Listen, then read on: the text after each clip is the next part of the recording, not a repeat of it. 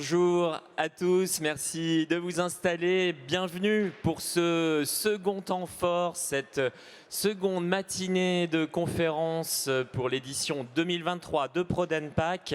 Après les assises nationales du réemploi qui ont fait le plein hier, place aux emballages à usage unique ce matin.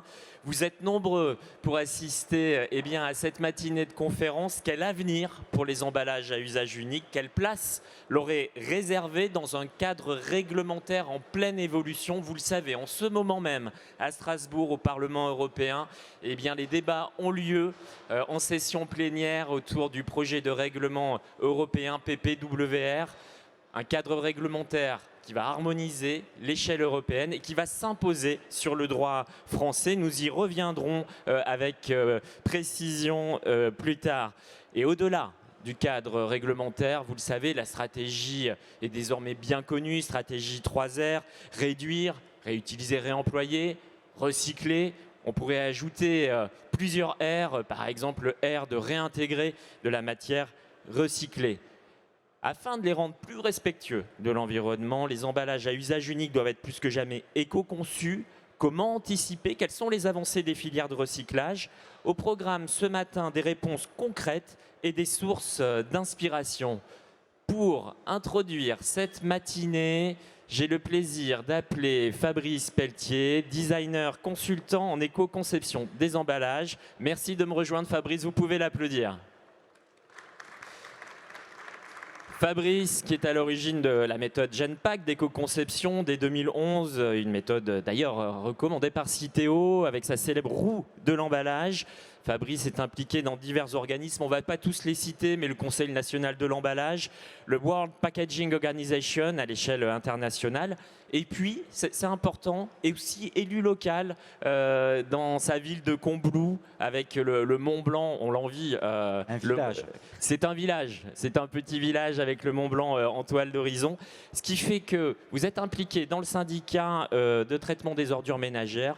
Et donc, vous vous occupez des emballages, vous avez coutume de dire, du berceau jusqu'à la tombe.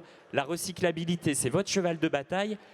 Et notre question ce matin, en introduction de cette matinée, c'est au fond, pourquoi parler d'un emballage inutile et qu'est-ce qu'un emballage inutile aujourd'hui?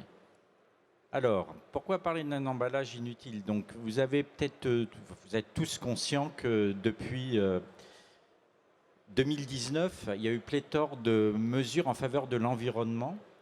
Ça a commencé par la single-use plastique pour lutter contre les déchets marins, la stratégie plastique, la loi anti-gaspillage pour une économie circulaire AGEC, la loi climat et résilience. En fait, ce sont des lois en faveur de l'environnement. Et finalement, dans les communications que nous avons eues de cette loi, de l'ensemble de ces lois, à chaque fois, il y avait une mesure qui touchait l'emballage. Single-use plastique, le bouchon solidaire. Stratégie plastique, l'interdiction des emballages non recyclables en 2030, la loi AGEC pour une économie circulaire, des objectifs de réemploi, mais surtout ce fameux objectif en 2040 de la fin des emballages en plastique à usage unique, la loi climat et résilience qui est une loi pour atteindre nos objectifs en termes de décarbonation, la mise en place du vrac, et puis la loi éco-blanchiment aussi qu'on a, on a des choses sur l'emballage, alors que ce n'était pas des lois liées à l'emballage. Et puis dernièrement, alors là pour le coup on est une loi liée à l'emballage qui est la PPWR. Derrière, et qui va être votée aujourd'hui, derrière ces lois finalement, il y a deux vilains qualificatifs, deux vilains mots qui sont apparus pour l'emballage. Et qu'on a repris aujourd'hui dans notre programme. Qu'on va reprendre aujourd'hui. Alors avant, déjà, je disais, moi, j'ai jamais dit que je faisais de l'emballage dans les dîners mondains, parce qu'en fait, Ségala disait, Jacques Ségala en pub disait, ne dites pas à ma maman que je fais de la publicité, elle me croit pianiste dans un bordel. Moi, je dis, ne dites pas que je fais de l'emballage, parce qu'on me prend pour un tueur à gages. Parce que l'emballage, ça tue, en fait, ça pollue, etc. Et là, on a deux nouveaux vilains qualificatifs pour l'emballage. Premièrement, l'emballage à usage unique. en plastique. Mais donc c'est devenu, c'est nouveau, l'emballage à usage unique qui est quelque chose qui, voilà. Donc ce sont des emballages qui ne sont pas créés et mis sur le marché pour accomplir durant leur durée de vie plusieurs trajets ou rotations ou étant retournés au producteur pour être remplis à nouveau et utilisés. On en a parlé hier aux assises du réemploi. Donc ces emballages à usage unique, nous sommes sommés d'en réduire la quantité, mis sur le marché, voire les interdire si on n'arrive pas à les réduire. Alors là, je prends ma casquette d'élu local, effectivement. Tu as dit que je m'occupais de l'emballage du berceau à la tombe, sauf qu'en étant élu local et membre du bureau d'Incitom, je ne me contente pas que d'habiller le mort, c'est-à-dire je le traite. Et puis il y a un deuxième, là, qui est beaucoup plus subtil, un deuxième vilain mot qualificatif de l'emballage qui est arrivé, c'est emballage inutile. Dès la loi AGEC. Tout le monde va me dire qu'un emballage est utile. On va tous trouver une utilité, sauf que ce qui est, c'est n'ayant pas de fonction technique essentielle, protection sanitaire et intégrité des produits, transport ou support d'information réglementaire. Je ne parle pas de support de communication marketing. Et là aussi, il faut en réduire la quantité mise sur le marché de 100% d'ici 2025, loi AGEC. 25. C'est pour hier, quoi. Hier, il n'en faut plus. Donc, c'est très, très rapide. Et ça, c'est tout nouveau.